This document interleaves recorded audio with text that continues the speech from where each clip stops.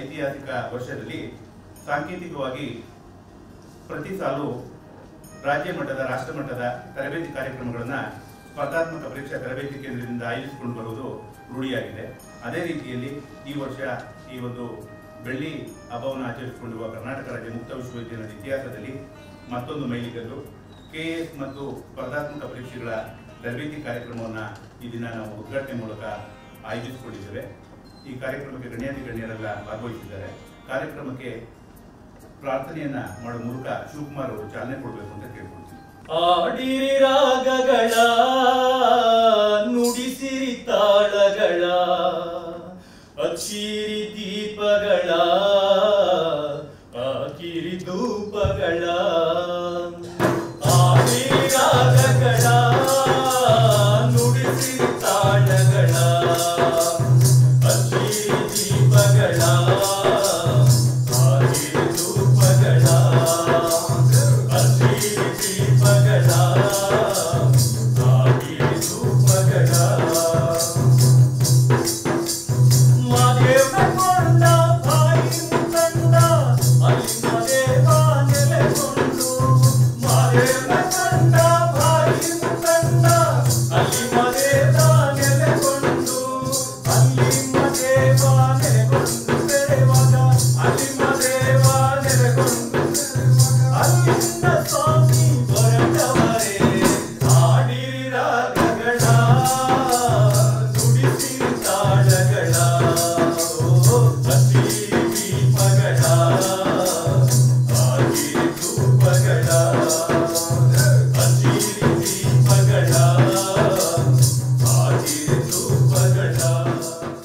ತಂಡದಿಂದ ನಾಡಗೀತೆಯನ್ನ ಹಾಡ್ತಾ ಇದ್ದಾರೆ.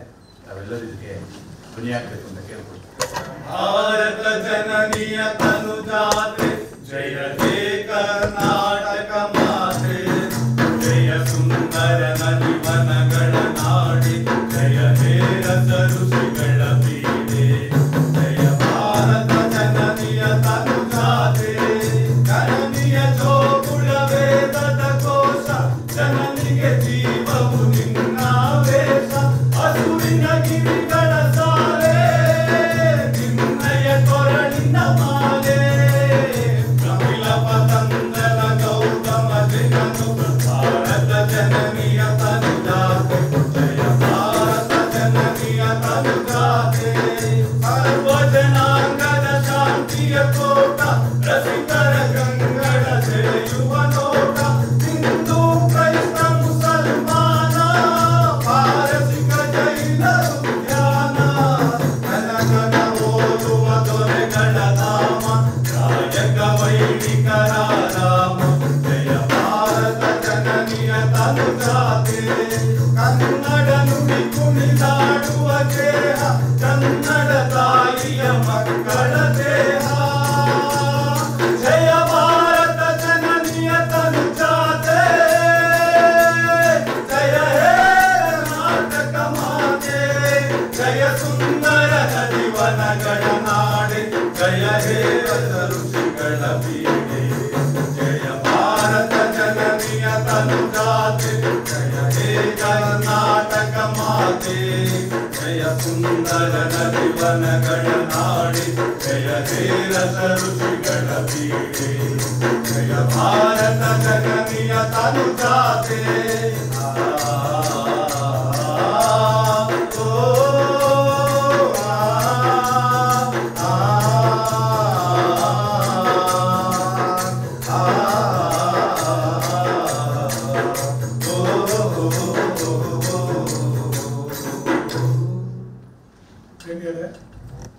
ಭವ್ಯ ಭಾರತವನ್ನ ಕಟ್ಟುವಂತ ಎಲ್ಲ ಯುವ ಮಿತ್ರರೇ,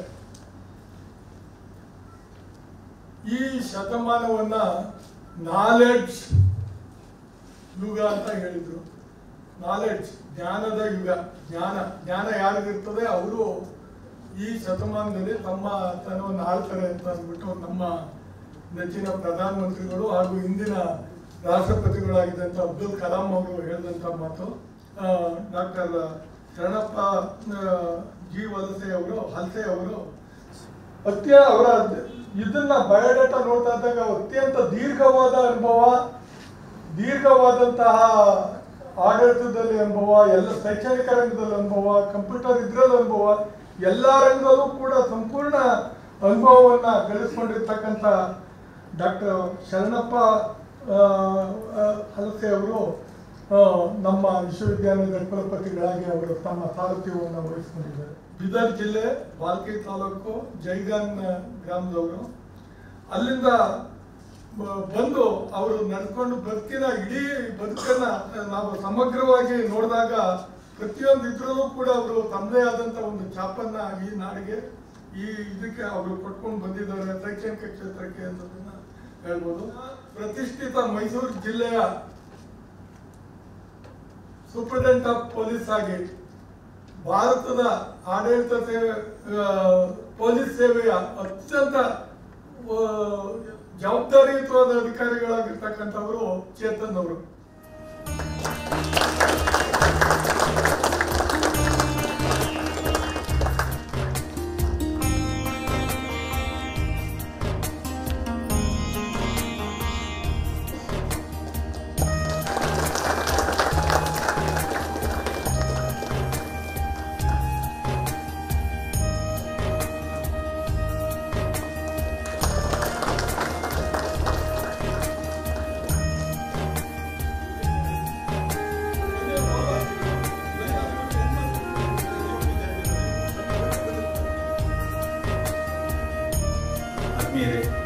ಸಾಂಕೇತಿಕವಾಗಿ ಜ್ಯೋತಿ ಬೆಳಗುವ ಈ ಶುಭ ಕಾರ್ಯಕ್ಕೆ ವಿದ್ಯಾರ್ಥಿಗಳನ್ನು ಒಳಗೊಂಡಂತೆ ವಿಶೇಷವಾಗಿ ವಿದ್ಯಾರ್ಥಿಗಳ ಮೂಲಕ ಶುಭ ಸಂಕೇತವನ್ನು, ಶುಭ ಕಾಮನೆಗಳನ್ನು ಸ್ಪರ್ಧಾತ್ಮಕ ಪರೀಕ್ಷೆಗೆ ಕರ್ನಾಟಕ ರಾಜ್ಯ ಮುಕ್ತ ವಿಶ್ವವಿದ್ಯಾಲಯ ಅನುವು ಮಾಡಿಕೊಡ್ತಾ ಇದೆ. ಈ ದಿನ ನಮ್ಮ ಮುಕ್ತ ವಿಶ್ವವಿದ್ಯಾಲಯದಿಂದ ಒಂದು ಒಳ್ಳೆಯ ಕಾರ್ಯಕ್ರಮವನ್ನು ಉದ್ಘಾಟನೆ ಮಾಡ್ತಿರ್ತಕ್ಕಂಥದ್ದು ನನಗೆ ಬಹಳ ಸಂತೋಷವನ್ನು ಕೊಟ್ಟಿದೆ. ನಾವು ಲಾಸ್ಟ್ ಇಯರ್ ಕೂಡ ಈ ಕಾರ್ಯಕ್ರಮವನ್ನ ನನಗೆ ಯಾವುದೋ ಒಂದು ಬ್ಯಾಚಿನ PUC CET ಕೋಚಿಂಗ್ ಬಗ್ಗೆ ಒಂದು ಕಾರ್ಯಕ್ರಮದ ಉದ್ಘಾಟನೆಯನ್ನ ನಾವು ಆ ಟೈಮಲ್ಲಿ ಆನ್ಲೈನ್ ಮುಖಾಂತರ ಮಾಡಿದ್ವಿ. ಯಾಕೆ ಈ ತರದ ಕಾರ್ಯಕ್ರಮಗಳು ನಮಗೆ ಅವಶ್ಯಕತೆ ಇದೆ ಅಂತ ಅಂದ್ರೆ, ಇತ್ತೀಚಿನ ದಿನಗಳಲ್ಲಿ ಕಳೆದ 5, 6 ಅಥವಾ 8 ವರ್ಷಗಳ ತನಕ ನಮ್ಮ IAS ಅಥವಾ IPS ಈ ತರ central UPSC civil service examination ನಮ್ಮ ಕರ್ನಾಟಕದಿಂದ ಆಯ್ಕೆ ಆಗ್ತಿರ್ತಕ್ಕಂಥವ್ರು ಇತ್ತೀಚೆಗೆ ಹೆಚ್ಚಿಗೆ ಆಗ್ತಾ ಇದ್ದಾರೆ. ಅದಕ್ಕಿಂತ ಮುಂಚೆ ನಮ್ಮ ಪ್ರಮಾಣ ಬಹಳ ಗಣನೀಯವಾಗಿ ಕಡಿಮೆ ಇತ್ತು. ಈ ರೀತಿಯಾಗಿ ಸ್ಪರ್ಧಾತ್ಮಕ ಪರೀಕ್ಷೆಗಳ ತರಬೇತಿಗಳು ನಮ್ಮ ವಿಶ್ವವಿದ್ಯಾಲಯದಲ್ಲಿರ್ಬೋದು, ಸಾಕಷ್ಟು NGOsಗಳು ಮಾಡ್ತಾ ಇದ್ದಾವೆ, ಮತ್ತೆ ಕೆಲವು ಪ್ರೈವೇಟ್ ಇನ್ಸ್ಟಿಟ್ಯೂಟ್ಗಳು ಕೂಡ ಇತ್ತೀಚೆಗೆ ಶುರು ಮಾಡ್ತಾ ಇದ್ದಾವೆ. ಹಾಗಾಗಿ ನಮ್ಮ ಕರ್ನಾಟಕದವರು ಈ UPSC ಎಕ್ಸಾಮಿನೇಷನ್ ಅಲ್ಲಿ ಸೆಲೆಕ್ಟ್ ಆಗ್ತಕ್ಕಂಥ ಸಂಖ್ಯೆ ಇತ್ತೀಚಿನ ದಿನಗಳಲ್ಲಿ ಹೆಚ್ಚಾಗ್ತಿರ್ತಕ್ಕಂಥ ಒಂದು ಸಂತೋಷದ ವಿಷಯ. ನಾನು ಈಗ ಇವತ್ತಿನ ಟಾಪಿಕ್ ಅಲ್ಲಿ ನಾನು ಮಾತಾಡ್ಬೇಕಾದ್ರೆ ಹೆಚ್ಚು ನಾನು UPSC ಬಗ್ಗೆ ಮಾತಾಡ್ತೀನಿ. ಅದನ್ನ ಬೇಸಿಕ್ ಆಗಿ ಇಟ್ಕೊಂಡು ನಾನು ಈ ಕಾರ್ಯಕ್ರಮದಲ್ಲಿ ನಾನು ನಿಮ್ ಜೊತೆ ಮಾತಾಡ್ತೀನಿ. ಅದರಿಂದ ಅನ್ಯತೆ ಯಾರು ಭಾವಿಸಬಾರ್ದು. ಈ ಯಾಕೆ ಸ್ಪರ್ಧಾತ್ಮಕ ಪರೀಕ್ಷೆಗಳು ಬೇರೆ ಪರೀಕ್ಷೆಗಳಿಗಿಂತ ಡಿಫ್ರೆಂಟ್ ಅಂತಂದ್ರೆ ನಮ್ಗೆಲ್ಲ ಗೊತ್ತಿದೆ. ಇದುವರೆಗೂ ಯಾರಾದ್ರೂ KS ಎಕ್ಸಾಮಿನೇಷನ್ ಪ್ರಿಲಿಮ್ಸ್ ಅಟೆಂಡ್ ಮಾಡಿದ್ರೆ ಯಾರು ಕೈ ಎತ್ತಿ ಒಂದ್ ಸ್ವಲ್ಪ. ಸೊ ಯಾರ UPSC ಅಂದ್ರೆ IAS UPSC civil service IAS examination ಯಾರ ಪ್ರಿಲಿಮಿನರಿ ಎಕ್ಸಾಮಿನೇಷನ್ ಅಟೆಂಡ್ ಮಾಡಿದ್ರೆ ಸ್ವಲ್ಪ ಕೈ ಎತ್ತೀರಾ? ಓಕೆ. ಸೊ ನಾನು ಅಂದ್ರೆ ಇದುವರೆಗೂ ತಾವೆಲ್ಲ ಡಿಗ್ರಿ ಮುಗಿಸಿ ಈಗ ತಾವೆಲ್ಲ ಹೊಸದಾಗಿ ಬಂದಿದ್ದೀರಾ. ಆದ್ರೆ ಈ ಕಾಂಪಿಟೇಟಿವ್ ಎಕ್ಸಾಮಿನೇಷನ್ ಅಲ್ಲಿ ಏನಂದ್ರೆ, ಇಲ್ಲಿ ನೀವು 100 ಜನ ಇದ್ರೆ ನಾವು ಸೆಲೆಕ್ಟ್ ಮಾಡ್ತಕ್ಕಂಥದ್ದು 10 ಜನನ. ನೀವು 10 ಜನನ ಸೆಲೆಕ್ಟ್ ಮಾಡಬೇಕು ಅಂದ್ರೆ ನೀವು 100 ಜನದಲ್ಲಿ 50 ಜನನು 95% ತೆಗಿಬಹುದು. ಆದ್ರೆ 95.5 ಯಾರು ತೆಗಿತಾರೆ ಅವ್ರಿಗೆ ಸೆಲೆಕ್ಟ್ ಮಾಡ್ಕೋತೀವಿ. 95.4 ಯಾರು ತಗೋತಾರೆ ಸೆಕೆಂಡ್ ಪ್ಲೇಸ್ ಅಲ್ಲಿ ನಾವು ತಗೋತೀವಿ. 95.3 ಯಾರು ತಗೋತಾರೆ ಅವ್ರನ್ನ ತಗೋತೀವಿ. 10 ಜನ ಮಾತ್ರ ನಾವು ಸೆಲೆಕ್ಟ್ ಮಾಡ್ಕೋತೀವಿ. ಸೊ ನಿಮ್ ಸ್ಕೋರ್ ಎಲ್ಲಾದ್ರೂ 95% ಇದೆ. 95.5 ತೆಗೆದವ್ರು ಸೆಲೆಕ್ಟ್ ಆಗ್ತಾರೆ, 95% ತೆಗೆದಿರೋ ಸೆಲೆಕ್ಟ್ ಆಗೋದಿಲ್ಲ. ಸೊ ಕಾಂಪಿಟೇಷನ್ ಎಷ್ಟು ಕಡಿಮೆ ಮಟ್ಟದಲ್ಲಿ ಅಂದ್ರೆ ಎಷ್ಟು ಟಫ್ ಇರುತ್ತೆ ಅನ್ನೋದನ್ನ ನೀವು ಅರ್ಥ ಮಾಡ್ಕೋಬೇಕು. ಅದರಿಂದ ಆ ಮನೋಭಾವನ ನೀವು ಮೊದಲು ಸೆಟ್ ಮಾಡ್ಕೋಬೇಕು. ಕಾಂಪಿಟೇಟಿವ್ ಎಕ್ಸಾಮಿನೇಷನ್ ಅಲ್ಲಿ ನೀವು ಕಾಂಪೀಟ್ ಮಾಡ್ತಕ್ಕೆ ನಾನು 90% ಸ್ಕೋರ್ ಮಾಡ್ಬಿಟ್ರೆ ನಾನು ಕ್ಲಿಯರ್ ಆಗ್ಬಿಡ್ತೀನಿ ಅಂತ ಇಲ್ಲ. ನೀವು ಕಾಂಪೀಟ್ ಮಾಡ್ತಾ ಇರೋದು ಇನ್ನೊಬ್ಬ ವ್ಯಕ್ತಿ ಜೊತೆ. ಆ ರೀತಿಯಾಗಿ ನಾವು UPSC ಎಕ್ಸಾಮಿನೇಷನ್ ತಗೊಂಡ್ರೆ UPSC ಎಕ್ಸಾಮಿನೇಷನ್ ಅಲ್ಲಿ UPSC ಸಿವಿಲ್ ಸರ್ವಿಸ್ ಎಕ್ಸಾಮಿನೇಷನ್ ಅಂದ್ರೆ ಸಿವಿಲ್ ಸರ್ವಿಸ್ ಎಕ್ಸಾಮಿನೇಷನ್ ಅಂದ್ರೆ IAS, IPS, Indian foreign service, Indian revenue service, ಈ ರೀತಿ ಎಕ್ಸಾಮ್ಗಳನ್ನ ಒಂದು 20 ಗ್ರೂಪ್ A, ಗ್ರೂಪ್ B ಎಲ್ಲ ಸೇರ್ಕೊಂಡು ಒಂದು 20 ಸರ್ವಿಸ್ಗಳಿಗೆ ಒಂದು UPSC ಅವರು ಪ್ರತಿ ವರ್ಷ ಒಂದು ಸಿವಿಲ್ ಸರ್ವಿಸ್ ಎಕ್ಸಾಮಿನೇಷನ್ ಮಾಡ್ತಾರೆ. ನೀವು ಆರ್ಟ್ಸ್ ಓದಿದ್ರು ಕೂಡ ನೀವು mentally you are capable of understanding that subject. ಆ ರೀತಿಯ ಒಂದು ಮೈಂಡ್ ಸೆಟ್ ಅನ್ನ ನೀವು ರೂಢಿ ಮಾಡ್ಕೊಳ್ಳಿ. ನೀವು 10ನೇ ಕ್ಲಾಸ್ ತನಕ ಓದಿದಿರ್ತಾನೆ ಸೈನ್ಸ್ ಓದಿದ್ದೀರಾ ಇಲ್ಲ, ನಾನಾ ಕಾರಣಗಳಿಗೋಸ್ಕರ ನೀವು ಆರ್ಟ್ಸ್ ತಗೊಂಡಿರ್ತೀರ. ಒಂದು ನಿಮ್ಮ ಊರಲ್ಲಿ ಯಾವ್ದು ಸೈನ್ಸ್ ಸ್ಕೂಲ್ ಇರೋದಿಲ್ಲ, ಸೈನ್ಸ್ ಕಾಲೇಜ್ ಇರೋದಿಲ್ಲ PUC ನಲ್ಲಿ, ಅಥವಾ PUC ನಲ್ಲಿ ಸೈನ್ಸ್ ಕಾಲೇಜ್ ಇದ್ರು ಕೂಡ ನನಗೆ ಆರ್ಟ್ಸ್ ಆ ಟೈಮಲ್ಲಿ ಇಂಟ್ರೆಸ್ಟ್ ಇರುತ್ತೆ, ನಾನು ಆರ್ಟ್ಸ್ ತಗೋಬೇಕು ಅಂತ ತಗೊಂಡಿರ್ತೀರ, ಹಾಗಾಗಿ ನೀವು ಆರ್ಟ್ಸ್ ತಗೊಂಡಿರ್ತೀರಾ. ಅಥವಾ ನಿಮ್ಗೆ ಆ ಸಂದರ್ಭದಲ್ಲಿ ಸೈನ್ಸ್ ಅರ್ಥ ಆಗ್ತಿರಲ್ವೇನೋ ಹಂಗಾಗಿ ನನಗೆ ಆರ್ಟ್ಸ್ ತಗೊಂಡಿರ್ತೀರಾ. ಸೊ ನಾನಾ ಕಾರಣಗಳಿಂದ ತಗೊಂಡಿರ್ತೀರಾ. ಈಗ ಬಾಟ್ನಿ ಬಂದ್ಬಿಡ್ತಪ್ಪ, ನನಗೆ ಮ್ಯಾಥಮೆಟಿಕ್ಸ್ ಬಂದ್ಬಿಡ್ತಪ್ಪ, ನನಗೆ ಮ್ಯಾಥಮೆಟಿಕ್ಸ್ ಪಾರ್ಟ್ ನಾನು ಓದೋದಿಲ್ಲ, ನಾನು ಸೈನ್ಸ್ ಪಾರ್ಟ್ ಓದೋದಿಲ್ಲ, ನನಗೆ ಹಿಸ್ಟ್ರಿ ನಾನು ಸ್ಟ್ರಾಂಗ್ ಇದ್ದೀನಿ, ನಾನು ಹಿಸ್ಟ್ರಿನಲ್ಲಿ ಓದ್ಕೋತೀನಿ, ಜಿಯೋಗ್ರಫಿ ನಾನು ಸ್ಟ್ರಾಂಗ್ ಇದ್ದೀನಿ, ಜಿಯೋಗ್ರಫಿ ಓದ್ಕೋತೀನಿ ಅಂತ ಆರ್ಟ್ಸ್ ಸ್ಟೂಡೆಂಟ್ಗಳು. ಸೈನ್ಸ್ ಸ್ಟೂಡೆಂಟ್ಗಳು ಸೈನ್ಸ್ ಸ್ಟೂಡೆಂಟ್ಗಳು ಏನಾಗ್ತಾರೆ, ನನಗೆ ಹಿಸ್ಟ್ರಿ ಅರ್ಥನೇ ಆಗಲ್ಲಪ್ಪ, ಡೇಟೇ ಗೊತ್ತಾಗೋದಿಲ್ಲ, ಈ ಮೈಂಡ್ ಸೆಟ್ ಅಲ್ಲಿ ಇರಕ್ ಹೋಗ್ಬೇಡಿ. ಮೆಡಿಕಲ್ ಓದಿರ್ತಾರೆ, ಅವರ ಆಪ್ಷನಲ್ ಸಬ್ಜೆಕ್ಟ್ ಕನ್ನಡ ಲಿಟ್ರೇಚರ್ ಇರುತ್ತೆ. ಹಾಗಾಗಿ ನೀವೊಂದು ಲೆವೆಲ್ ಆದ್ಮೇಲೆ ಎಲ್ಲಾ ಸಬ್ಜೆಕ್ಟ್ ಅರ್ಥ ಮಾಡ್ಕೊಳ್ಳೋ ಅಂತ ಒಂದು ಮೈಂಡ್ ಸೆಟ್, ಅರ್ಥ ಮಾಡ್ಕೊಳ್ಳೋ ಕೆಪಾಸಿಟಿ ಇರುತ್ತೆ. ಆ ಮೈಂಡ್ ಸೆಟ್ ಅನ್ನ ನೀವು ರೂಢಿಸ್ಕೋಬೇಕು. ನೀವು ನೆಗೆಟಿವ್ ಮೈಂಡ್ ಸೆಟ್ ಅಲ್ಲಿ ನಾನು ಸೈನ್ಸ್ ಸ್ಟೂಡೆಂಟ್, ನನಗೆ ಹಿಸ್ಟ್ರಿ ಅರ್ಥ ಆಗಲ್ಲ ಅಂದ್ರೆ ಅದಾಗೋದಿಲ್ಲ. ನೀವು ಹಿಸ್ಟ್ರಿನ ಅರ್ಥ ಮಾಡ್ಕೊಳ್ಳೋ ಕೆಪಾಸಿಟಿ ಇರುತ್ತೆ. ಆ ಹಿಸ್ಟ್ರಿನ ಅರ್ಥ ಮಾಡ್ಕೊಂಡ್ರೆ ಮಾತ್ರ ಈ ಕಾಂಪಿಟೇಟಿವ್ ಎಕ್ಸಾಮ್ ಅಲ್ಲಿ ಕ್ಲಿಯರ್ ಮಾಡ್ಕೊಳ್ಳೋಕೆ ಸಾಧ್ಯ ಆಗುತ್ತೆ. ಯಾಕಂದ್ರೆ ಇದು ಇಟ್ಸ್ ಎ ಕಾಂಪಿಟೇಟಿವ್ ಎಕ್ಸಾಮ್, ಎಲ್ಲರಿಗೂ ಈಕ್ವಲ್ ಆಗಿರುತ್ತೆ.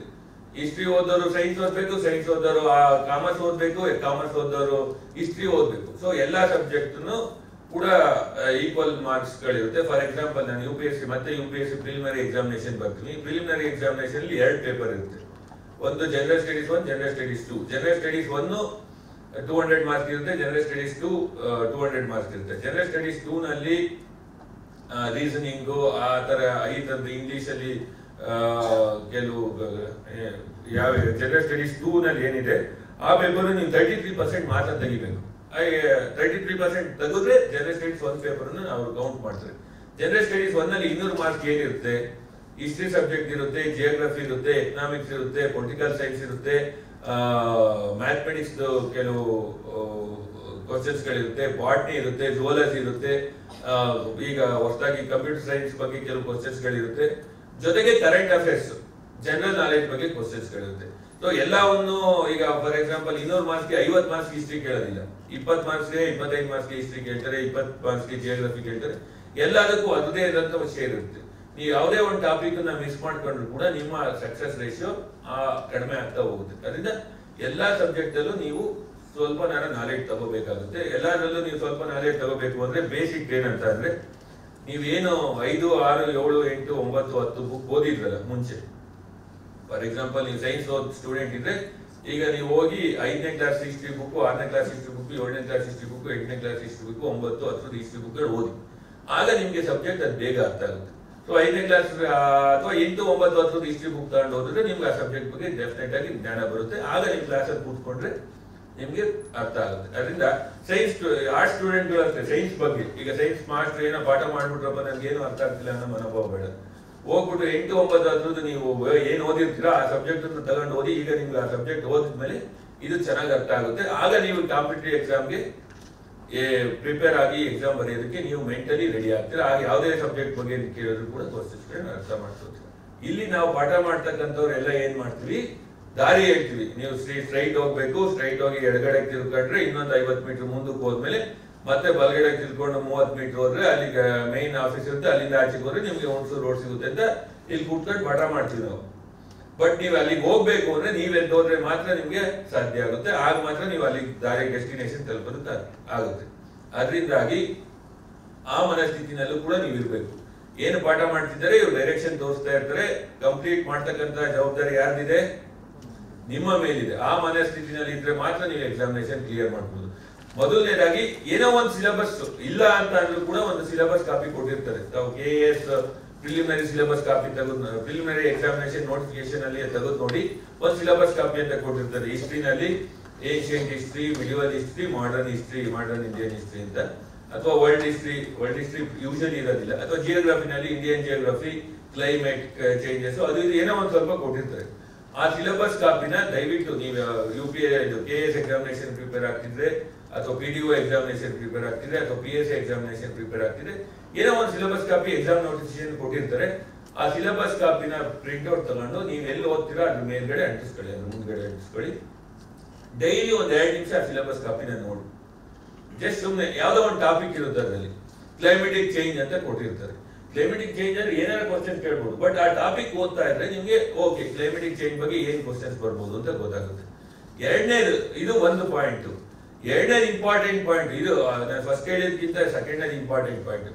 ಯಾವುದೇ ಎಕ್ಸಾಮಿನೇಷನ್ ಪ್ರಿಪೇರ್ ಆಗ್ತಿದ್ರೆ ಆ ಎಕ್ಸಾಮಿನೇಷನ್ 5, 6 ಅಥವಾ 7 ಎಷ್ಟು ಎಕ್ಸಾಮ್ ಆಗಿರ್ತವೆ, ಹಿಂದಿನ 5 ಎಕ್ಸಾಮೋ 7 ಎಕ್ಸಾಮೋ 3 ಎಕ್ಸಾಮೋ ಅಥವಾ 5 ಎಕ್ಸಾಮ್ ಆಗಿದೆ, 5 ಕ್ವಶನ್ ಪೇಪರ್ ಗಳನ್ನ ತಗೊಂಡು ಆ ಕ್ವಶನ್ ಪೇಪರ್ ಅನ್ನ ತಮ್ಮ ಜೊತೆ ಇಟ್ಕೊಂಡು ಪ್ರತಿದಿನ ಒಂದು 15 ಮಿನಿಟ್ಸ್ 15 ನಿಮಿಷ ಹಳೆ ಕ್ವಶನ್ ಪೇಪರ್ ಗಳನ್ನ ನೋಡ್ಕೊಂಡು.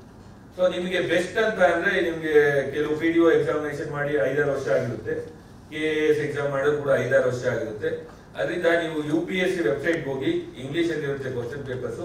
ಪ್ರಿಲಿಮಿನರಿ ಎಕ್ಸಾಮಿನೇಷನ್ಗೆ ನೀವು ಓದ್ಬೇಕು ಅಂತಂದ್ರೆ ಪ್ರಿಲಿಮಿನರಿ ಎಕ್ಸಾಮಿನೇಷನ್ ಕಳೆದ 5ರಿಂದ 7 ವರ್ಷದ ಕ್ವಶನ್ ಪೇಪರ್ ಗಳನ್ನ ಡೌನ್ಲೋಡ್ ಮಾಡ್ಕೊಂಡ್ರೆ ಅದರಲ್ಲಿ ಕ್ವಶನ್ಸ್ ಗಳು ಬಂದಿರುತ್ತೆ. ಹಿಸ್ಟ್ರಿ ಬಗ್ಗೆ ಒಂದು ಕ್ವಶನ್ ಬರುತ್ತೆ, ಜನರಲ್ ಜಿಯೋಗ್ರಫಿ ಬಗ್ಗೆ ಒಂದು ಬಂದಿರುತ್ತೆ, ಜನರಲ್ ನಾಲೆಜ್ ಬಗ್ಗೆ ಒಂದು ಬಂದಿರುತ್ತೆ, ಕರೆಂಟ್ ಅಫೇರ್ಸ್ ಬಗ್ಗೆ ಬಂದಿರುತ್ತೆ. ಆ ಕ್ವಶನ್ ಪೇಪರ್ ಡೌನ್ಲೋಡ್ ಮಾಡಿ ಇಟ್ಕೊಳ್ಳಿ. ಡೈಲಿ 15 ನಿಮಿಷ ನೋಡಿ ಆ ಕ್ವಶನ್ಸ್ ಅನ್ನ. ಆದ್ರೆ ಒಂದು ಡೆಫಿನೆಟ್ ಆಗಿ ಹೇಳ್ತೀನಿ, ಆ ಕ್ವಶನ್ಸ್ ಒಂದು ಕೂಡ ರಿಪೀಟ್ ಆಗೋದಿಲ್ಲ. ಆದ್ರೂ ಯಾಕೆ ನೋಡಿ ಅಂತ ನಾನು ಹೇಳ್ತಾ ಇದ್ದೀನಿ ಅಂತಂದ್ರೆ, ನೀವು ಆ ಕ್ವಶನ್ಸ್ ಅನ್ನ ನೋಡಿದ್ರೆ, ಫಾರ್ ಎಕ್ಸಾಂಪಲ್ ಯಾವ್ದೋ ಒಂದು ಕೃಷ್ಣದೇವರನ ಬಗ್ಗೆ ಒಂದು ಕ್ವಶನ್ ಕೊಟ್ಟಿರ್ತಾರೆ. ಕೃಷ್ಣದೇವರನ ಆಸ್ಥಾನದಲ್ಲಿ ಇವರು 4 ಜನ ಸಂಸ್ಥಾನದಲ್ಲಿ ಇದ್ರು ಅಂತ, ತೆನಾಲಿ ರಾಮಕೃಷ್ಣ, ಇನ್ನೊಂದು 2-3 ಜನ 4 ಆಪ್ಷನ್ ಕೊಟ್ಟಿರ್ತಾರೆ.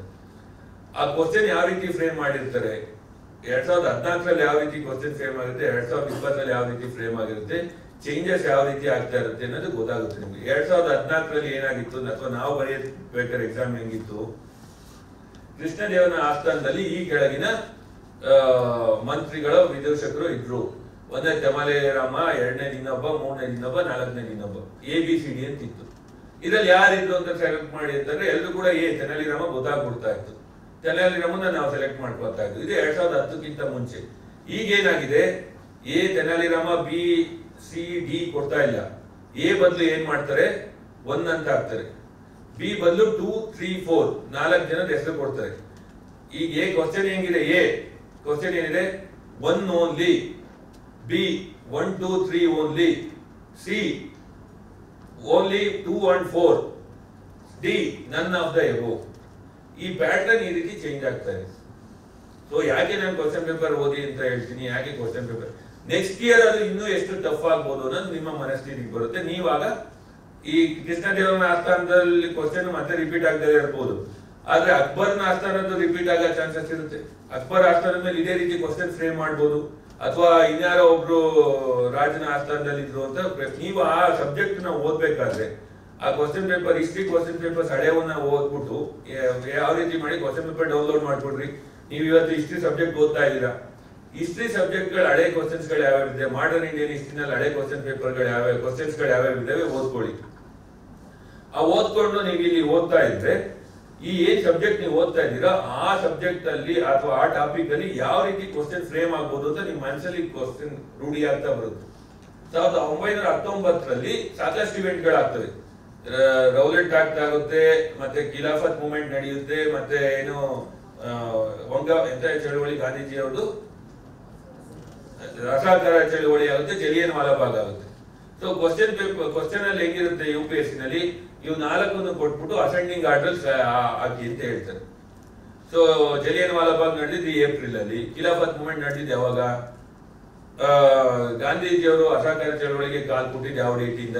So ascending order 2019 ascending order ಕೊಡಿ ಅಂತ ಒಂದು ಕ್ವಶನ್ ನೀವು ಓದ್ತೀರಾ ಕ್ವಶನ್ ಪೇಪರ್ ಅಲ್ಲಿ.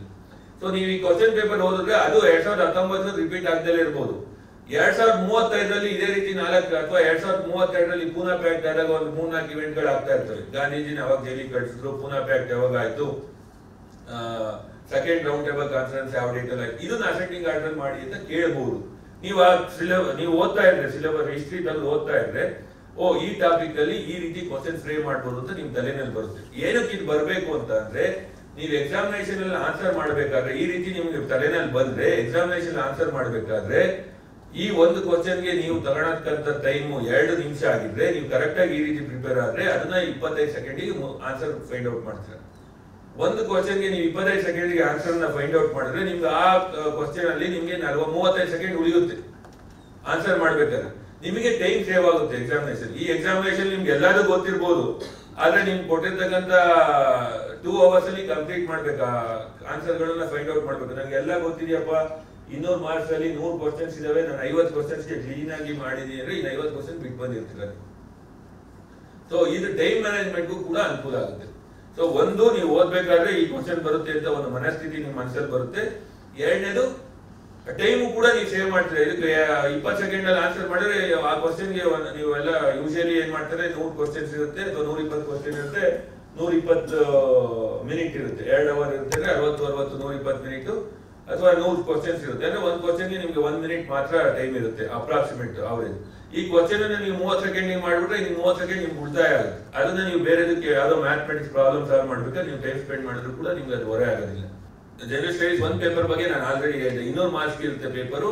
ಅದರಲ್ಲಿ history, geography, economics, botany, biology, zoology, mathematics ಈ ತರ ಎಲ್ಲಾದ್ರೂ ಕೂಡ ನೀವೀಗ ಏನು PDO ಎಕ್ಸಾಮ್ ಅಥವಾ ಇದ್ರಲ್ಲಿ ಏನು PSI ಎಕ್ಸಾಮ್ಗಳು ಬರೀತೀರಾ ಆ ಎಕ್ಸಾಮ್ ತರನೇ ಇರುತ್ತೆ. ಬಟ್ 200 ಮಾರ್ಕ್ಸ್ ಇರುತ್ತೆ, 2 ಅವರ್ಸ್ ಅಲ್ಲಿ ಬರೀಬೇಕು.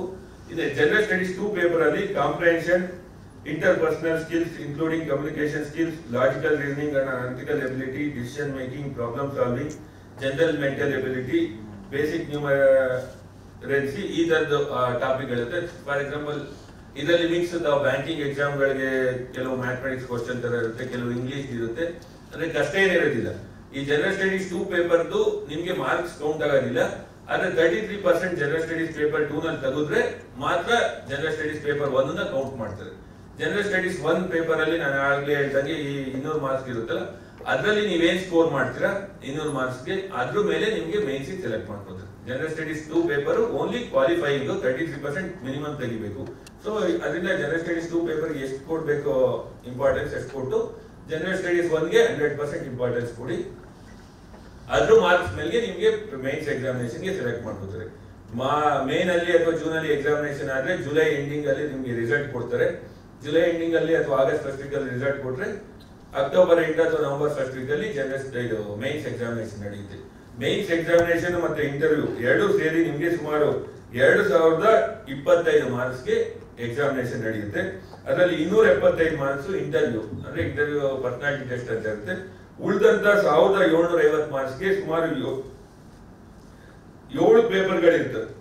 7 ಪೇಪರ್ಗಳು ನಿಮ್ಗೆ ಈ ಎಕ್ಸಾಮಿನೇಷನ್ ಅಲ್ಲಿ ಬರೀಬೇಕು.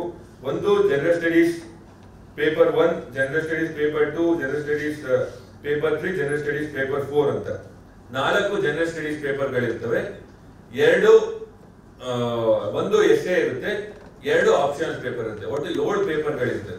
ಒಂದು ಆಪ್ಷನಲ್ ಸಬ್ಜೆಕ್ಟ್, ಫಸ್ಟ್ ನಾನು ಆಪ್ಷನಲ್ ಸಬ್ಜೆಕ್ಟ್ ಬಗ್ಗೆ ಹೇಳ್ತೀನಿ. ಆಪ್ಷನಲ್ ಸಬ್ಜೆಕ್ಟ್ ಅದು ನೀವು ಹಿಸ್ಟ್ರಿ ಆಪ್ಷನಲ್ ಸಬ್ಜೆಕ್ಟ್ ಇದೆ, ಜಿಯೋಗ್ರಫಿ ಆಪ್ಷನಲ್ ಸಬ್ಜೆಕ್ಟ್ ಇದೆ, ಬಾಟ್ನಿ ಆಪ್ಷನಲ್ ಸಬ್ಜೆಕ್ಟ್ ಇದೆ, ಜುವಾಲಜಿ ಆಪ್ಷನಲ್ ಸಬ್ಜೆಕ್ಟ್ ಇದೆ, ಮೆಕ್ಯಾನಿಕಲ್ ಇಂಜಿನಿಯರಿಂಗ್ ಆಪ್ಷನಲ್ ಸಬ್ಜೆಕ್ಟ್ ಇದೆ, ಎಲೆಕ್ಟ್ರಿಕಲ್ ಇಂಜಿನಿಯರಿಂಗ್ ಆಪ್ಷನಲ್ ಸಬ್ಜೆಕ್ಟ್ ಇದೆ, ಮ್ಯಾಥಮೆಟಿಕ್ಸ್ ಇದೆ, ಕೆಮಿಸ್ಟ್ರಿ ಇದೆ. ಹಿಂಗೆ ಸುಮಾರು ಒಂದು 25 ಆಪ್ಷನಲ್ ಸಬ್ಜೆಕ್ಟ್ಗಳಿದೆ. ಅದ್ರ ಜೊತೆಗೆ ಲಿಟ್ರೇಚರ್, ಕನ್ನಡ ಲಿಟ್ರೇಚರ್ ಒಂದು ಆಪ್ಷನಲ್ ಸಬ್ಜೆಕ್ಟ್, ತಮಿಳ್ ಲಿಟ್ರೇಚರ್, ಸುಮಾರು ಒಂದು ನಮ್ದು 8th ಶೆಡ್ಯೂಲ್ ಬರ್ತಕ್ಕಂಥ ಎಲ್ಲ ಲ್ಯಾಂಗ್ವೇಜ್ಗಳು ಕೂಡ ಒಂದು ಆಪ್ಷನಲ್ ಸಬ್ಜೆಕ್ಟ್ಗಳಿದೆ. ಇಷ್ಟು ಆಪ್ಷನಲ್ ಸಬ್ಜೆಕ್ಟ್ ಸೇರಿ ಸುಮಾರು ಒಂದು 40 ಆಪ್ಷನಲ್ ಸಬ್ಜೆಕ್ಟ್ ಅಲ್ಲಿ ಯಾವ್ದೋ ಒಂದು ನಿಮ್ಗೆ ಇಷ್ಟ ಆಗಿರ್ತಕ್ಕಂಥ ಒಂದು ಆಪ್ಷನಲ್ ಸಬ್ಜೆಕ್ಟ್ ನ ನೀವು ಸೆಲೆಕ್ಟ್ ಮಾಡಬೇಕು. ಅದಕ್ಕೆ 2 ಪೇಪರ್ಸ್ ಗಳಿರುತ್ತೆ, ಪೇಪರ್ 1, ಪೇಪರ್ 2 ಅಂತ. ಮತ್ತೆ ಒಂದು ಎಸ್ಸೆ ಪೇಪರ್ ಕೂಡ ಇರುತ್ತೆ. ಒಟ್ಟು 7 ಪೇಪರ್ ಇಂದ 1750 ಮಾರ್ಕ್ಸ್ ಗಳನ್ನ ನಿಮ್ಗೆ ಇರುತ್ತೆ. ಪ್ರತಿಯೊಂದು ಪೇಪರ್ 250 ಮಾರ್ಕ್ಸ್ ಇರುತ್ತೆ. ಸೊ ಇಷ್ಟು ಮೈನ್ಸ್ ಎಕ್ಸಾಮಿನೇಷನ್. ಒಂದು 250 ಮಾರ್ಕ್ಸ್ 7 ಪೇಪರ್ ಇರುತ್ತೆ, 1750ಕ್ಕೆ. ಅದರಲ್ಲಿ 4 ಜನರಲ್ ಸ್ಟಡೀಸು, 2 ಆಪ್ಷನ್ಸ್, ಒಂದು ಎಸ್ಸೆ ಪೇಪರ್ ಇರುತ್ತೆ. ನೀವು ಅದ್ರಲ್ಲಿ ಫೇಲ್ ಆದ್ರೆ, ಲ್ಯಾಂಗ್ವೇಜ್ ಸಬ್ಜೆಕ್ಟ್ ಅಲ್ಲಿ ಫೇಲ್ ಆದ್ರೆ ನಿಮ್ದು ಈ ಸಬ್ಜೆಕ್ಟ್ ಅಲ್ಲಿ ವ್ಯಾಲ್ಯೂಯೇಷನ್ ಮಾಡೋದಿಲ್ಲ. ಲ್ಯಾಂಗ್ವೇಜ್ ಸಬ್ಜೆಕ್ಟ್ ಅಲ್ಲಿ ಇದು ಓನ್ಲಿ ಕ್ವಾಲಿಫೈಯಿಂಗ್, ಅದ್ರಲ್ಲಿ ಏನ್ ಮಾರ್ಕ್ಸ್ ತೆಗಿದ್ರೆ ಅದು ಆಡ್ ಅಪ್ ಆಗೋದಿಲ್ಲ. ಸೊ ಇದು UPSC ಎಕ್ಸಾಮಿನೇಷನ್ ಯಾವ ರೀತಿ ನಡೆಯುತ್ತೆ ಅಂತ ಹೇಳಿ ಸುಮಾರು ಏನು 2225 ಮಾರ್ಕ್ಸ್ಗೆ ಏನು ಎಕ್ಸಾಮಿನೇಷನ್ ಮಾಡ್ತಾರೆ, ಅದರಲ್ಲಿ ಯಾರು ಮಾರ್ಕ್ಸ್ ಜಾಸ್ತಿ ತೆಗಿತಾರೆ ಅದ್ರ ಪ್ರಕಾರ ರ್ಯಾಂಕ್ ಅನ್ನು ಹಾಕೊಂಡು ಮಾಡ್ತಾರೆ. ಸೊ ಇಷ್ಟು ಒಟ್ಟಾರೆಯಾಗಿ ಸಿವಿಲ್ ಸರ್ವಿಸ್ ಎಕ್ಸಾಮಿನೇಷನ್ ಬಗ್ಗೆ. ಜನರಲ್ ಸ್ಟಡೀಸ್ ಅಲ್ಲಿ ಮೇನ್ಸ್ ಅಲ್ಲಿ 4 ಪೇಪರ್ ಇದೆ ಅಂತ ಹೇಳಿದ್ರೆ, ಜನರಲ್ ಸ್ಟಡೀಸ್ 4 ಪೇಪರ್ಗಳು ಕೂಡ ಒಂದೊಂದು ಪೇಪರ್ ಅಲ್ಲಿ ಈಗ ಜನರಲ್ ಸ್ಟಡೀಸ್ 1 ನಲ್ಲಿ Indian heritage and culture, history and geography of the world and society ಅಂತಿದೆ ಟಾಪಿಕ್. ಜನರಲ್ ಸ್ಟಡೀಸ್ 2 ನಲ್ಲಿ governance, constitution, polity, social justice, international relations. General studies 3 ನಲ್ಲಿ technology, economic development, biodiversity, environment, security and disaster management ಅಂತ. General studies 4 ಅಲ್ಲಿ ethics, integrity and aptitude ಅಂತ ಈ ತರದ topic ಗಳಿರುತ್ತೆ. So ಇದಕ್ಕೆ ಅದರದೇ ಆದಂತ ಮಾರ್ಕೆಟ್ ಅಲ್ಲಿ ಸಿಲೆಬಸ್ ಬುಕ್ಗಳು ಆಲ್ರೆಡಿ ಸರ್ಕ್ಯುಲೇಟ್ ಅಲ್ಲಿ ಇದೆ, ಕೋಚಿಂಗ್ ಇನ್ಸ್ಟಿಟ್ಯೂಟ್ಗಳು ಸಾಕಷ್ಟಿದೆ. ಬಟ್ ನಾನು ಯಾಕೆ ಸುಮ್ಮನೆ ನಿಮ್ಗೆ ಒಂದು ನಾಲೆಡ್ಜ್ ಇರಲಿ ಅಂತ ಹೇಳಿದ್ದೀನಿ. ಸೊ ತಾವು ಇಂಟ್ರೆಸ್ಟ್ ಇದ್ರೆ ಏನು ಇವತ್ತು ನಿಮ್ಗೆ ಸ್ಪರ್ಧಾತ್ಮಕ ಪರೀಕ್ಷಾ ತರಬೇತಿ ಕೇಂದ್ರದಲ್ಲಿ ಇವತ್ತು ನಿಮ್ಗೆ ಒಂದು ಏನು ನಿಮ್ಮ ಸೈಟ್ ಅಲ್ಲಿ ಬೌಂಡ್ರಿ ಮಾರ್ಕ್ ಮಾಡಿ ಬೇಸ್ಮೆಂಟ್ ಆಗ್ತಾ ಇದ್ದಾರೆ. ಈ ಬೇಸ್ಮೆಂಟ್ ಮೇಲೆ ನೀವು ವಿಧಾನಸೌಧ ಕಟ್ತಿರೋ, ಅರಮನೆ ಕಟ್ತಿರೋ, ಅಥವಾ ಮಾಮೂಲಿ ಮನೆ ಕಟ್ತಿರೋ, ಅಥವಾ ಹಂಗೆ ಶೆಡ್ ಹಾಕೋತಿರೋ, ಅದು ನಿಮಗೆ ಬಿಟ್ಟಿದ್ದು. ಅದರಿಂದಾಗಿ ಈ ಕೀಳರಿಮೆ ಏನಿದೆ, ನಾನು ಯಾವ್ದೋ ಹಳ್ಳಿಯಿಂದ ಬಂದಿದ್ದೀನಪ್ಪ, ನಂಗೆ ಇಂಗ್ಲಿಷ್ ಬರೋದಿಲ್ಲಪ್ಪ, ನಾವು ಬಡವರು ಇದೀವಪ್ಪ, ಈ ಎಲ್ಲಾ ಕೀಳರಿಮೆಗಳನ್ನ ಬಿಟ್ಬಿಡಿ ಫಸ್ಟ್. ಸೊ ಅದನ್ನ ಬಿಟ್ಟು ನಿಮ್ಗೆ ಏನ್ ಟ್ಯಾಲೆಂಟ್ ಇದೆ, ನೀವೆಷ್ಟು ಹಾರ್ಡ್ ವರ್ಕ್ ಮಾಡ್ತೀರಾ, ಇದ್ರ ಮೇಲೆ ನಿಮ್ ಸಕ್ಸಸ್ ಡಿಪೆಂಡ್ ಆಗಿರುತ್ತೆ. ಅದ್ ಬಿಟ್ಬಿಟ್ಟು ನಾನು ಬೈಕಲ್ಲಿ ಬರ್ತಿದ್ದೀನಿ, ನಾನು ಪಾಸ್ ಆಗ್ತೀನಿ, ನಾನು ಇಷ್ಟು ಒಳ್ಳೆ ಬಟ್ಟೆ ಹಾಕತೀನಿ ಪಾಸ್ ಆಗ್ತೀನಿ, ಈ ತರ ನಾನು ಸ್ಟೈಲಾಗಿ ಬರ್ತೀನಿ ಪಾಸ್ ಆಗ್ತೀನಿ, ಅವು ಯಾವ ಕೌಂಟ್ ಆಗೋದಿಲ್ಲ. ಸೊ ನಿಮ್ಮ ಏನು ನೀವು ಎಷ್ಟು ಕಷ್ಟಪಟ್ಕೊಂಡು ನೀವು ಟೈಮ್ ಸ್ಪೆಂಡ್ ಮಾಡಿ ಓದೋದಕ್ಕೆ ಟೈಮ್ ಸ್ಪೆಂಡ್ ಮಾಡ್ತೀರಾ, ಮೊಬೈಲು ಅಥವಾ ಇವನ್ನ ಮಿಸ್ಯೂಸ್ ಮಾಡ್ಕೊಳೋದು ಅಥವಾ ಅದಕ್ಕೆ ಟೈಮ್ ಕೊಡೋದನ್ನ ಕಡಿಮೆ ಮಾಡ್ತೀರಾ, ಇಂಥವೆಲ್ಲ ಪಾಸಿಟಿವ್ ಆಟಿಟ್ಯೂಡ್ ಇದ್ರೆ ಮಾತ್ರ ನೀವು ಎಕ್ಸಾಮಿನೇಷನ್ ಪಾಸ್ ಆಗ್ತೀರಾ. ಅದರಿಂದಾಗಿ ಇವತ್ತು ಇಂಥ ಒಂದು ಒಳ್ಳೆ ಪ್ರೋಗ್ರಾಮ್ ಅನ್ನ ಅದು ಉಚಿತವಾಗಿ ಮಾಡ್ತಾ ಇದ್ದಾರೆ. ಉಚಿತವಾಗಿ ಮಾಡ್ತಾ ಇದ್ದಾರೆ. 500 ಇಟ್ಸ್ ಎ ನಾಮಿನಲ್. ನೀವು ಕಟ್ಲಿ, ಇಂಟ್ರೆಸ್ಟ್ ಇಲ್ಲ ಅಂದ್ರೆ ಎಲ್ರು ಬಂದು ಸುಮ್ಮನೆ ಫ್ರೀ ಅಂದ್ರೆ ಎಲ್ರು ಬಂದು ರಿಜಿಸ್ಟರ್ ಮಾಡ್ಬಿಡ್ತಾರೆ. ಅಟ್ಲೀಸ್ಟ್ ಒಂದು ನಾಮಿನಲ್ ಫೀಸ್ ಇರಲಿ ಅಂತ ಮಾಡ್ಕೊಂಡಿದ್ದಾರೆ. ಸೊ ಎಕ್ಸಿಟ್ ಡೈರೆಕ್ಷನ್ಸ್ ಬೇಕು. ಡೈರೆಕ್ಷನ್ ಕೋಚಿಂಗ್ ಇನ್ಸ್ಟಿಟ್ಯೂಟ್ಗಳು ಕೊಡ್ತವೆ. ಕೋಚಿಂಗ್ ಇನ್ಸ್ಟಿಟ್ಯೂಟ್ಗಳು ಕೊಡ್ಲಿಲ್ಲ ಅಂದ್ರೆ ಯಾರು ಕೊಡೋರು ಇರ್ತಾ ಇರ್ತಾರೆ. ನಿಮ್ಮ ಮನಸ್ಸಲ್ಲಿ ನೀವು ಮಾಡಬೇಕು ಅಂತ ಇದ್ರೆ ಯಾರು ಒಬ್ರು ಸಹಾಯ ಮಾಡೇ ಮಾಡ್ತಾರೆ. ಅದರಿಂದ ನೀವು ಕಷ್ಟಪಟ್ಟು ಓದಿ ಡೆಫಿನೆಟ್ ಆಗಿ ಒಂದಲ್ಲ ಒಂದು ಕಾಂಪಿಟೇಟಿವ್ ಎಕ್ಸಾಮಿನೇಷನ್ ಅಲ್ಲಿ ನೀವು ಯಾವ ಎಕ್ಸಾಮಿನೇಷನ್ ಪ್ರಿಪೇರ್ ಆಗಬೇಕು ಅಂತೀರಾ ಅದ್ರ ಗ್ಯಾರಂಟಿ ನೀವು ಸಕ್ಸಸ್ ಆಗ್ತೀರಾ. ಸಕ್ಸಸ್ ಆಗ್ಲಿ ಅಂತ ನಿಮ್ಮೆಲ್ಲರಿಗೂ ಕೂಡ ನಾನು ವಿಶೇಷನ ಹೇಳ್ತಾ ನನ್ನ ಮಾತು ಮುಗಿಸ್ತೀನಿ. ಜೈ ಜೈ.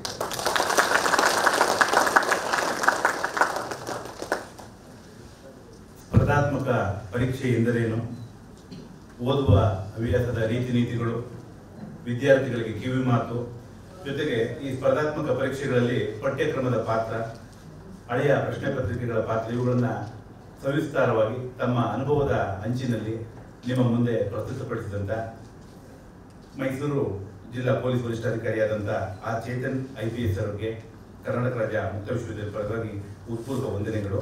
ಅವರಿಗೆ ಸಾಂಕೇತಿಕವಾಗಿ ಒಂದು ಗೌರವ ಸಮರ್ಪಣೆಯನ್ನು ಮಾಡ್ತಾ ಇದ್ದೇವೆ. ವೇದಿಕೆಯಲ್ಲಿರುವ ಎಲ್ಲ ಗಣ್ಯರು ಸಹಕರಿಸಬೇಕಾಗಿ ಮಾನ್ಯ ಕುಲಪತಿಯವರಿಂದ ಗೌರವ ಸಮರ್ಪಣೆ ಆರ್ ಚೇತನ್ IPS ಅವರಿಗೆ.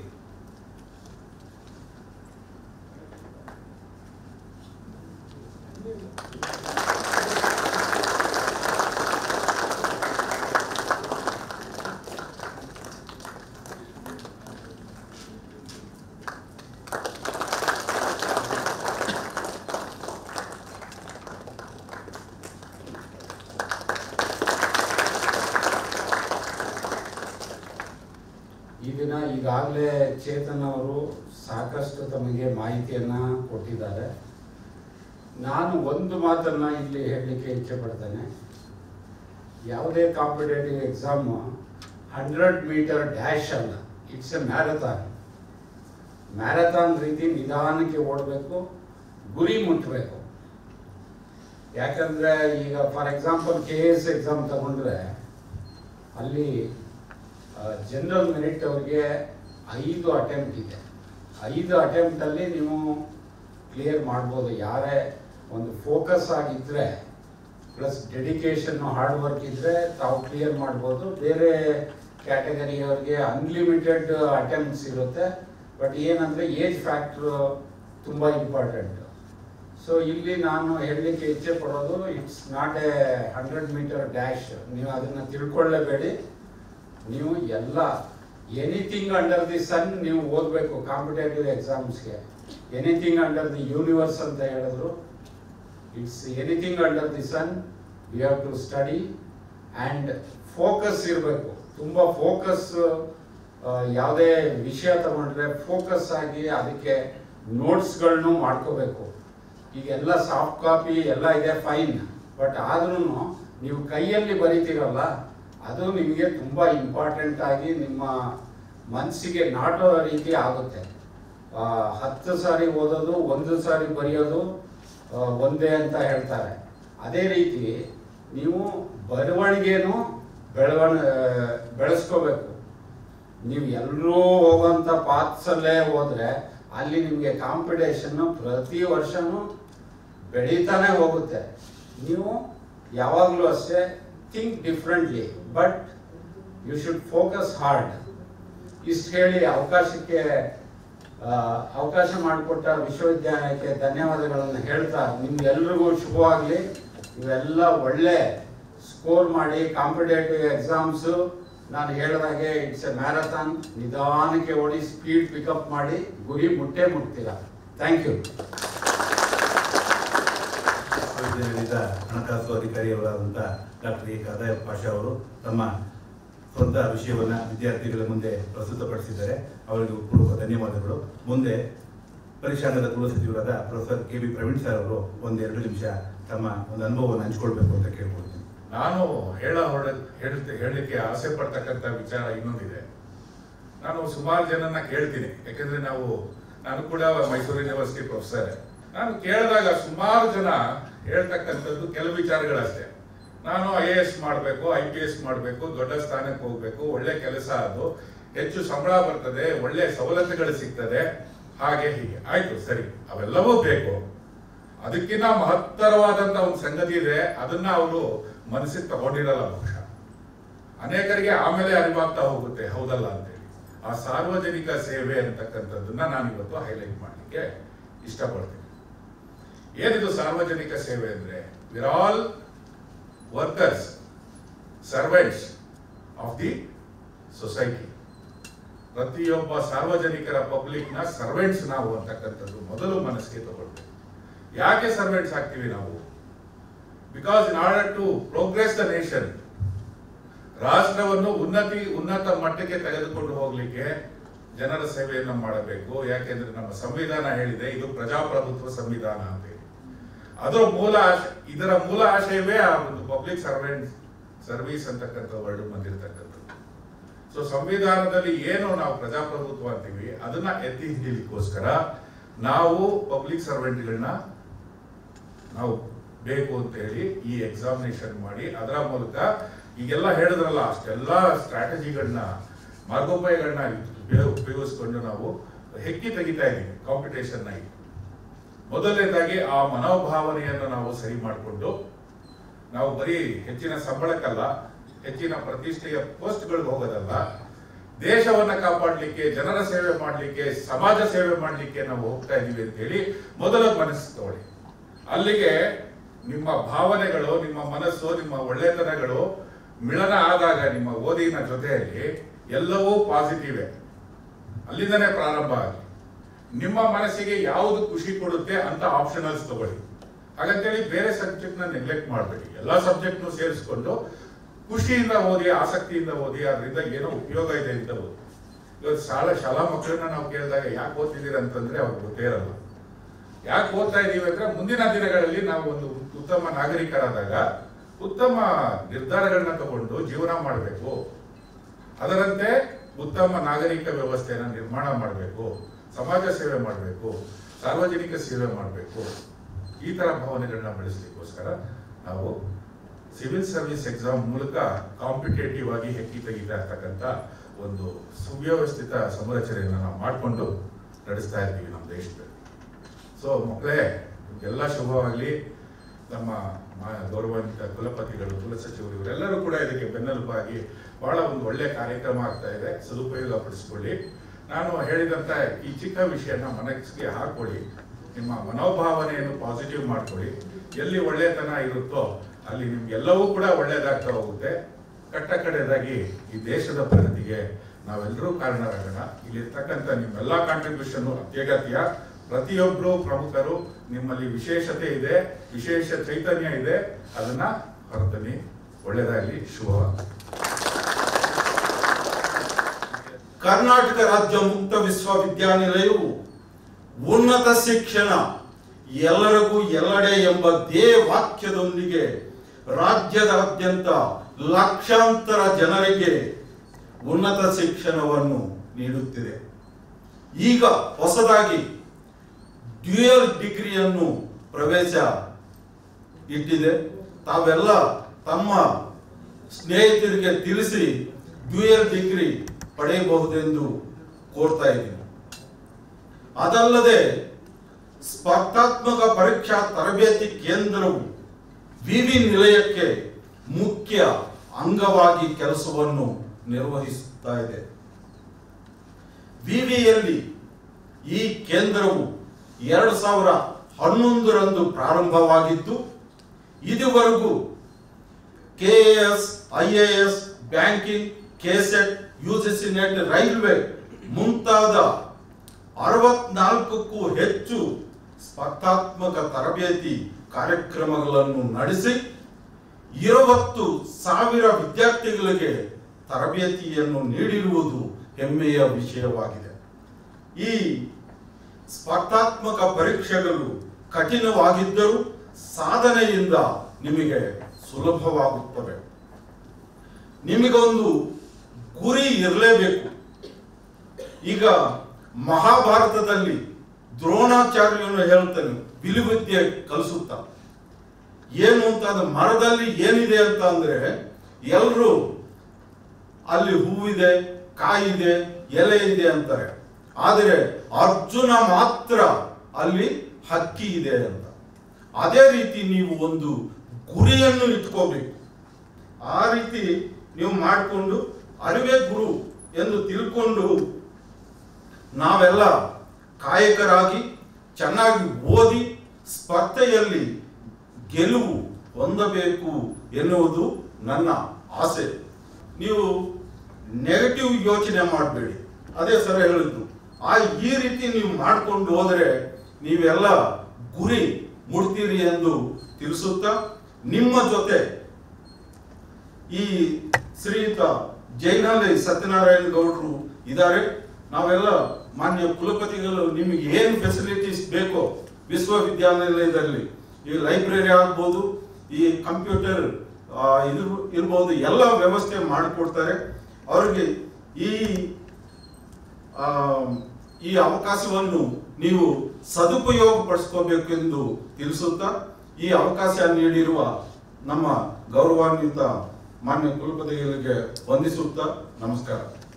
ಈಗಾಗಲೇ ನಮ್ಮ SP ಸಾಹೇಬರು ಸವಿಸ್ತಾರವಾಗಿ ತಮಗೆ ಮನ ಮುಟ್ಟುವಂತೆ UPSC ಬಗ್ಗೆ ಚೆನ್ನಾಗಿ ತಿಳಿಸಿಕೊಟ್ಟಿದ್ದಾರೆ.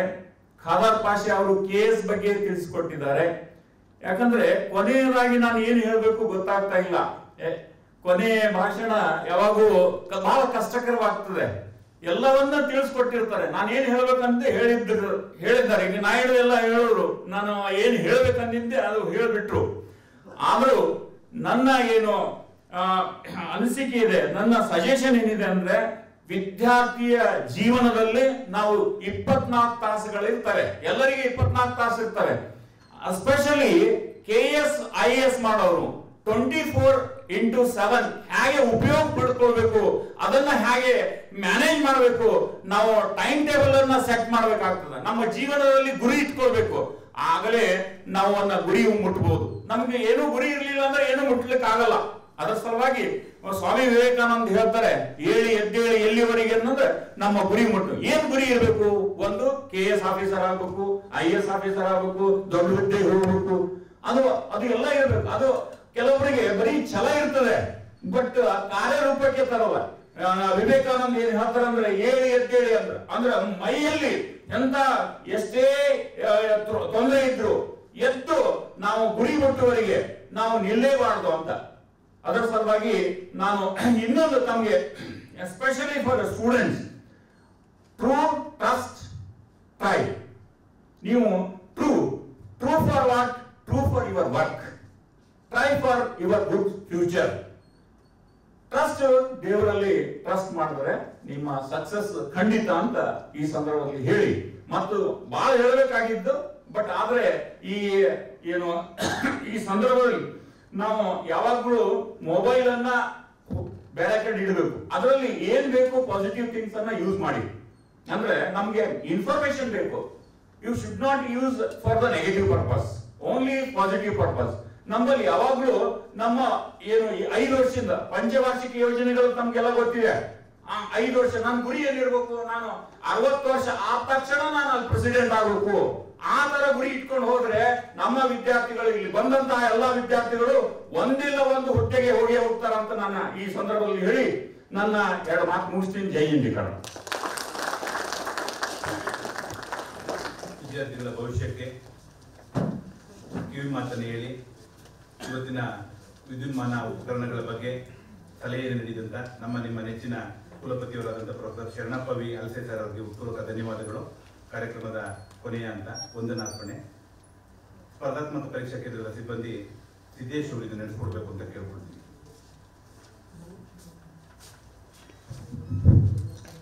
ಎಲ್ಲರಿಗೂ ನಮಸ್ಕಾರ.